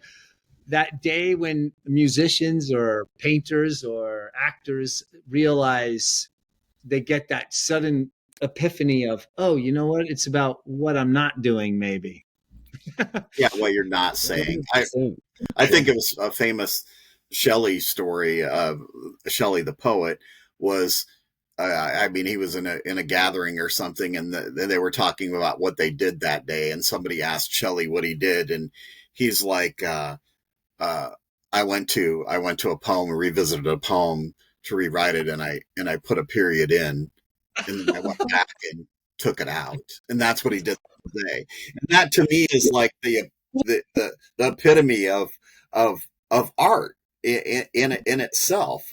Somebody with a brushstroke, with a painting, with a piece of music, with filmmaking. It's so that hit me so incredibly, and again, you learn as you get older these things that you have epiphanies in your later years. And you're like, man, if I would have known that when I was 20, holy cow, I would have took over the world. I think everything on this, the simplicity, the quiet moments, I think the biggest crime in filmmaking, whether it's big Hollywood films or independent films, art house films, whatever it is taking your audience for granted and being pretentious about the fact, or thinking you need to be smart, or thinking you need to be smarter or dumber than your viewer. It's knowing where those quiet moments, where they need to be, where to know to take those beats, how to be simple. And I think that's the greatest crime I see the most in filmmaking, where people are not paying attention to that because they're so worried about something else. And I think that's why we love your guys' stuff so much, because it's there. But you're not pretentious assholes about it, obviously. But you guys know what you're doing, and you understand the craft, and you love doing it, and it comes through and all that. And it's kind of funny. There's a quote in Hellbender, and it's that kind of plays into all this, and it's I went hunting for a laugh, but it was a ghost. And the last time I heard that, I was like, fucking whoa. And it's crazy how much that bleeds into this whole conversation we're having, the simplicity, the notes, the quiet moments, the ghost, what you went looking for, you're having fun. Like, it's crazy how much that I wrote that down, and that how much it kind of plays into everything we're talking about. I love that line, and I don't know why it just stuck in my head the last time I heard it, and it hasn't left my mind since then. But something about it was meant to be, because here we are, and it rings true constantly. So, I think it's a reason that I was so attracted to Randy's work. Not attracted to you, but your work. Oh. Randy's like, Randy has a knack with that too, in his writing and his screenwriting, and I love working with Randy, and that comes through in this too. And so I am by no means a filmmaker myself. I would love to be, and it's something I strive for on a day-to-day basis. But it's definitely something I know that I can pick out from people. So kudos to all you guys and what you do, because it's there. It's there. Thanks, you guys. Randy, you haven't talked for a while. I know. I'm sorry. Well, but yeah, the Just speakers shut me up, man. No, the speakers are getting kind of yeah. Yeah, I as a filmmaker myself, like the films I grew up on were classic Universal monster movies, and the Hammer films, and I love westerns too, and Sergio Leone and Ennio Morricone.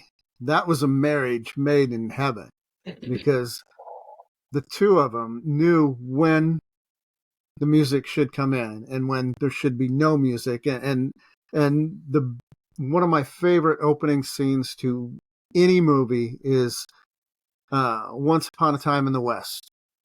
Yeah. No music at all. The sound of the windmill, the sound of the dripping water makes up the soundtrack, makes up the music. And it's just so genius. And I think about that constantly. Like, I don't always have to put music in my film, so it's knowing when to let the images speak is important. And you guys, it's when to do it. I love that you say that, because also his cinematography right there of their faces, both far away and close up, and his direction to obviously tell them, don't fucking act, just stand there and look in the distance. Hair blowing. Yeah. It's so magic. I could watch that over and over. In fact, the same way I can watch the opening of Inglourious Bastards over and over when he goes in for the milk. It's also played 100%. Super smell. Yeah. Super smell. Super small. I wonder why I thought smell. I can smell the milk. But, maybe I can smell me. I love your guys' cinematography. Especially the outside, the nature. There's something really beautiful in the shots that you guys put, and specifically also the way you frame some of the shots, the way the angles are specific on purpose. Sometimes something is in center view, like when it's Toby sitting on the stairs or something, or if not an offset shot, it's really obvious, especially in Deeper You Dig and in Hellbender specifically, the cinematography, and you let the beauty of nature speak for itself without having to put anything extra to it, but you guys knew how to shot it as well. And chef's kiss, I fucking love that shit, because it's affecting. It's just as affecting as watching the story progress or some of the dialogue or any of that. Right. You're letting those images speak for themselves as well, and it's not just, oh, we need to throw in a random beautiful sunset scene here, right? Or oh, the snow looks nice, let's just do that. Like it has purpose behind it, and that's important, and that's and the simplicity and the quiet stuff. I can tell a lot of love and a lot of planning goes into a lot of the shots in your films, because you know what you want and you get it. And it's like, if you watch a Kurosawa film, or if you watch a Leone film, you can pause any moment in the film and you have the photograph.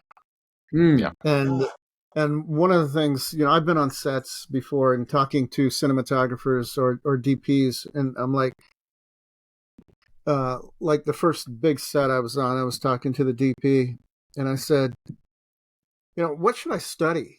As far as learning how to be a DP. He's like, grab a Ansel Adams book. Smart guy. Yeah, and I'm like, oh yeah, so yeah, just look, just and you got to know the rule of thirds and everything else, but something really struck me in have you seen The Feeblemans? I was just going to ask you about that scene. Yeah. Okay, here we go. The John Ford scene at the end of the film. It's brilliant. It's like, a young Steven Spielberg comes into John Ford's office and he's like, go look at that picture on the wall. Now, tell me what you see. And he's like, well, I see two cowboys there. And it's like, no. And he gets pissed off. Where's the horizon? It's like, well, it's right there. Yeah, it's at the bottom. Look at that picture. So he goes over, tell me what you see. Well, there's 5 cowboys. And no, where's the fucking horizon? It's like, it's at the top. All right, now come here. And he's like, when the horizon's at the top of the frame, it's perfect. It's a good shot. When it's at the bottom of the frame, it's a good shot. It's interesting. When it's in the middle, it's boring as fucking shit. Now get the fuck out of my office. And I'm like, yeah, that's yeah. So yeah, I take that with me, So after seeing that, you're mentioning that. Toby talks about that all the time. She loves that. So, that's awesome. Yeah, when I saw The Feeblemans, I'm like, okay, yeah, young Steven Spielberg, that's me. And Super 8, remember Super 8? Mm-hmm. That was me. Oh, we got a train. That's production value. Yeah, I grew up. My first films were Super 8. Oh, nice. And then I went to when I got in high school. I was in drama, so I was on the stage, and I didn't like that because a film is more intimate as an actor. And I love getting so into a character I lose who I am. And I'm not a method actor at all, but I can go there because I've had a lot of shit in my life that I can pull from.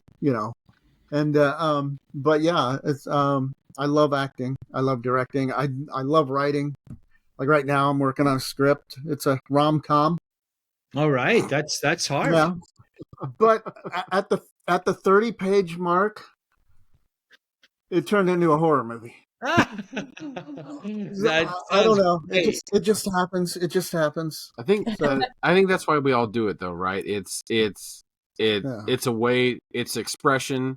It's something we put out there, and it's in how we deal with it. We don't just because it's that way for a lot of people, whether it's trauma or whether it's just your bad day, whether it's depression, anxiety, you fucking pick it, whether it's fucking cancer. Congratulations for being a cancer survivor, by the way. Yes. I think all of us here have had somebody and lost somebody to cancer. So quick note, John, that's awesome, man. So congratulations. Toby too. Both of us did it. Toby too. Holy shit. Wow. Crazy Hell shit. Yeah, you guys. I had cancer during the making of The Deeper You Dig. That was shit, really? Wow. Okay. Wow. All right. And so we got to use that shit. Like she had a crazy operation, came home, and the next morning, she's like, let's shoot. I was like, are you fucking crazy? Like, you just you're just sitting on an operating table. She's like, yeah, exactly. Let's fucking shoot. And it was like, all right. Yeah. Well, when it's in your blood, it's in your blood. Yeah. It's like, that's your IV, It's your drug. It's your release. You know, it's why everybody does what they do. It's why I aspired to do. I had the plan of I wanted to go to college for theater and acting, which is what I did. And then you start acting, and then I wanted to go the Clint Eastwood route. I wanted to do the acting because I love acting. I love portraying characters, and then I want to move into the behind the camera and do the writing, do the directing, and the filmmaking stuff. But that's why we all do what we do. It's a way to express it. It's a way for other people to connect to you that you've never talked to before, even, and express that, and it means something to everyone. Right. And I think that's why everybody does it. And growing up, I didn't get into drugs. I didn't get into alcohol because I didn't need it. I was making films. I'd be out on the farm with my friends, and we'd be killing this person or that person, and the lieutenant governor of Iowa, I grew up.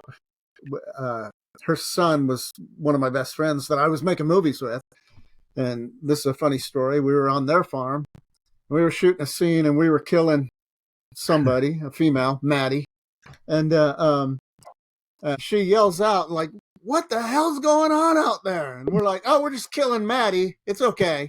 She's like, "All right, keep it down." so, and that's a lieutenant governor of Iowa. Yeah. So, well, we like her. We like her.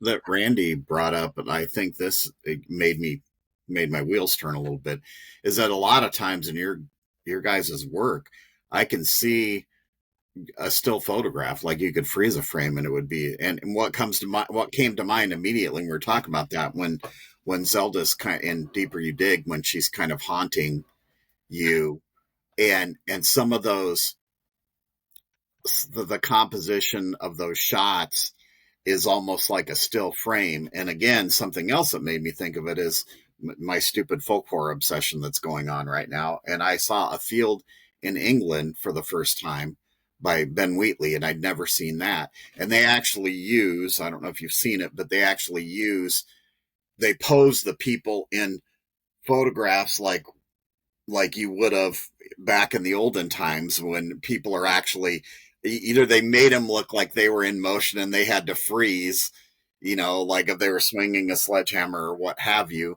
And that at first I thought, that's got to be the weirdest thing I've ever seen. But then by the end of the movie, I was like, okay, this is really fucking cool. What a great idea that I haven't seen done in a movie, I don't think, effectively like that. And then what Randy said brought me back to your guys's, where you could be shooting still life or whatever, and that is so beautiful and affecting when you can have a shot like that sticks in your mind.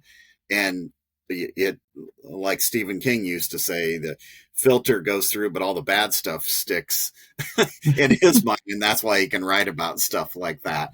But that's certainly something that I see in your films, having talked about that a little bit more. Well, that's a beautiful thing for you to say.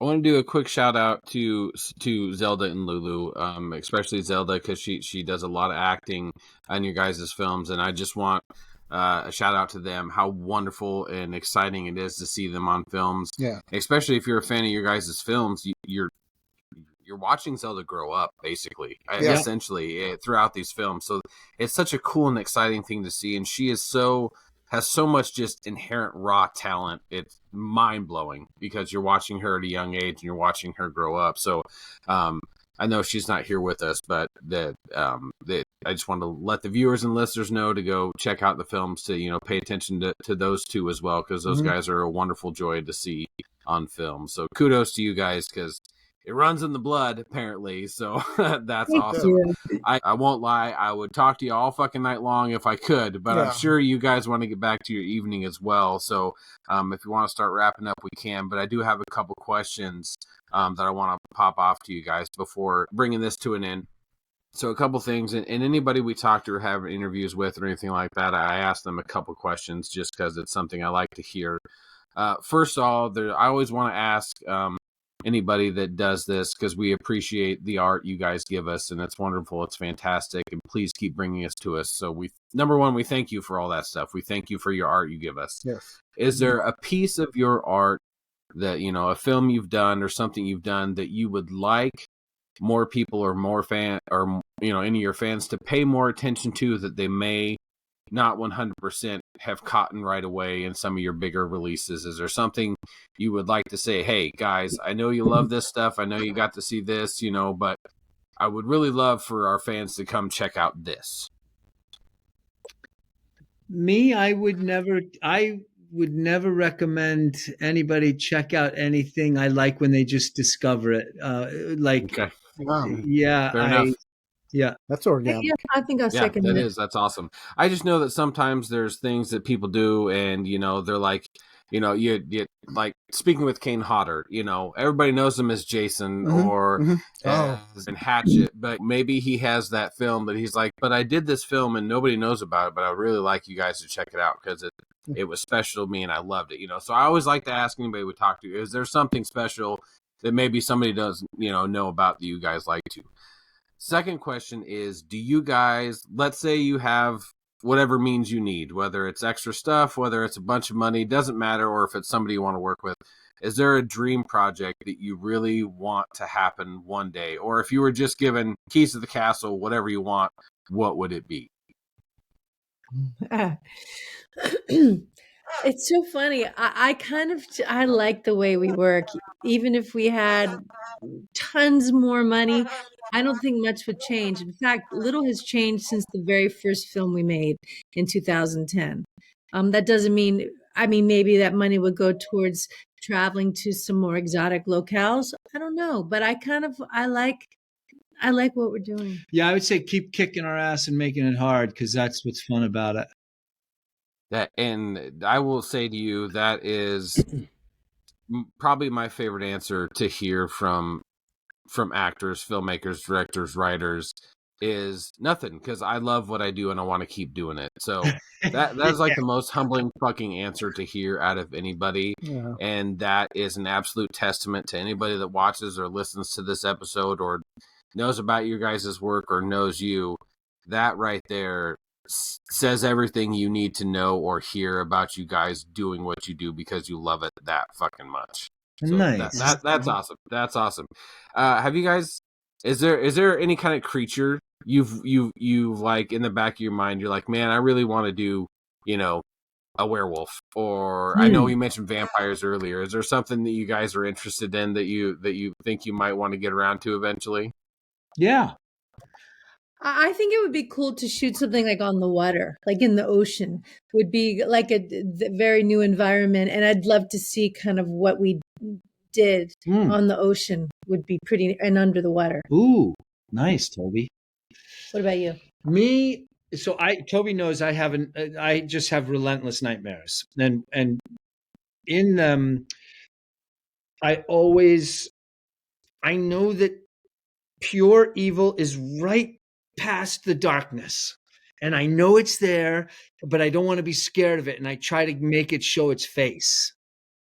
And so my esoteric, and she always wakes me up because I'm always like, last night you woke me up with it, right? And what was I screaming? You were just going, oh, come on, make me look better than that.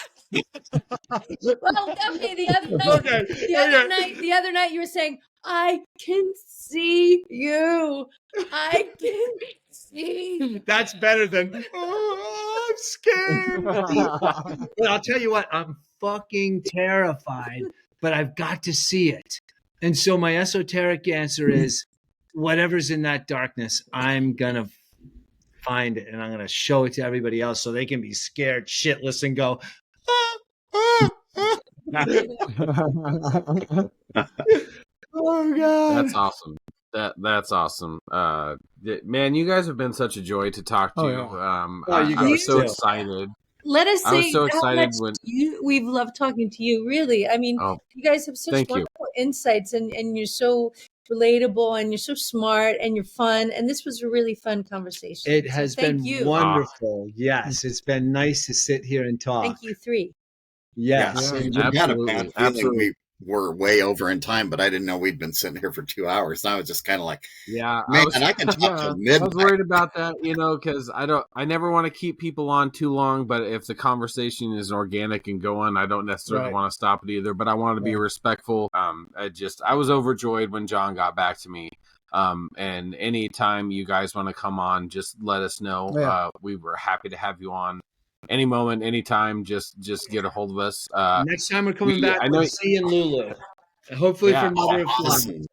Awesome. Yeah. Hell yeah, we would love that. I feel like that we could be like if we had a fire going and it was a like here it's been slightly cool all day. If we had a fire going and a few beers and I could literally sit with you guys around a fire, and it kind of has felt like that for me, and just talk about anything and everything. And it's been one of the like simple pleasures talking to you guys. I kind of guessed you were really down to earth and stuff, but I admittedly, when Craig messaged me and said, "Oh, you'll never believe who got back to me. Look at this." Like he showed me your reply, and I was like, oh no, big fanboy moment for me. Yeah, that's great. But yeah, it's been so great talking to you guys. It really has. I have enjoyed this, and I've been on a few of the casts and stuff, and we've talked to a bunch of horror people, but this has been like pure joy.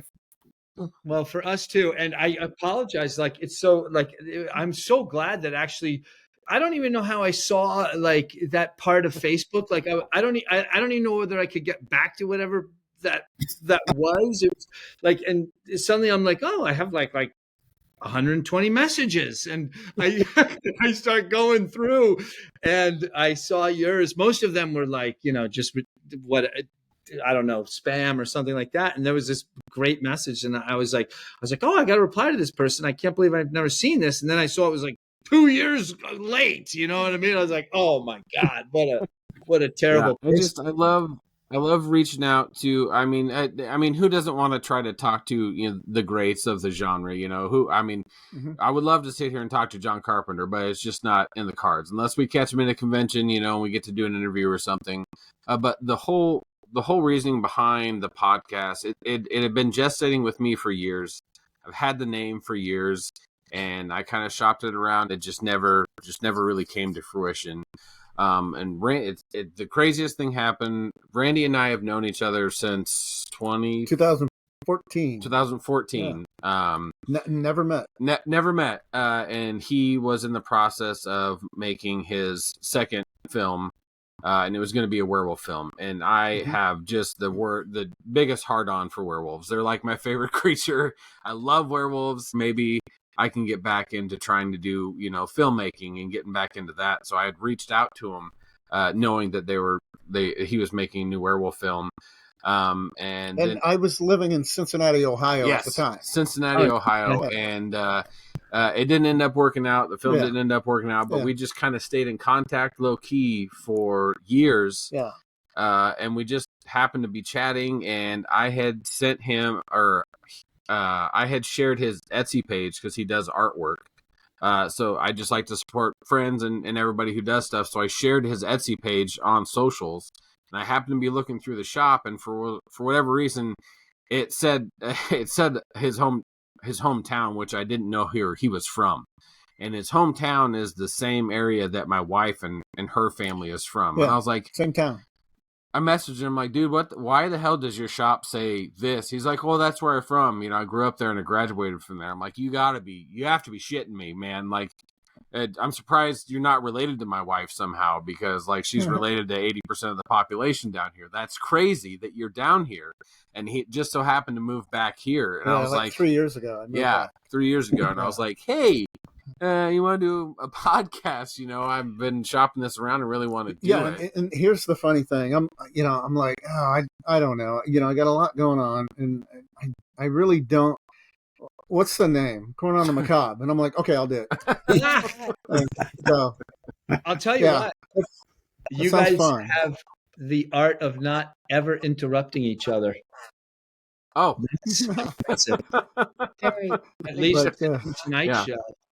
That's highly. We try not to. I mean, sometimes we do, but yeah. I mean, the whole reason was to bring my love, and then now Randy's love of horror to anybody who wants to listen or talk about it, but also not the big things out there, but maybe share the stuff that nobody knows about, or try to get in contact with people like yourselves, the independent filmmakers, and share that with others. And like, we're big fans of Tubi because it's a free streaming service, and there is just an onslaught of horror stuff on there that nobody knows about. So like we do during the month of October, we do To Be Quick reviews, and we just grab random horror movies and do real quick reviews on whatever's out there. So again, I know I've said it a million times, but thank you guys so much. It's been just an absolute pleasure and a treasure to talk to you guys. You've been so wonderful and kind and absolutely stunningly awesome to just chat. Before you go, oh, no. We have to ask Brad Pitt what's in... Yeah. Okay. This is something that we've been doing for the past 4 podcasts, like because maybe because I got this box in the mail, and there's an address, a return address on it. Oh yeah, On Ranch.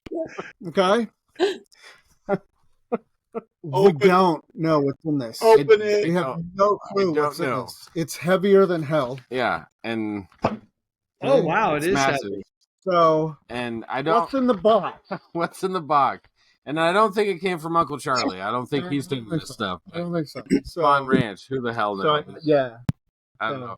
But yeah, I mean, if you guys are ever in the area, hit us up because we'd love to work with you at anything like that. Yeah, we are Midwest filmmaker folks, and we can travel too.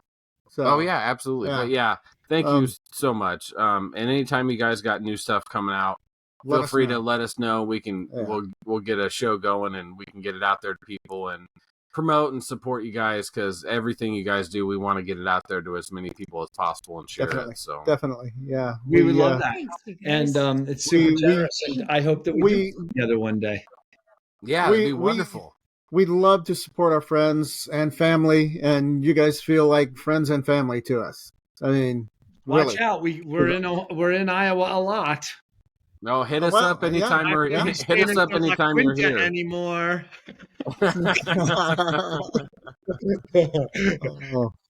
Or the Motel 8. Right. That's what we've been staying at lately. Well, Randy, good luck with your rom-com turned horror movie.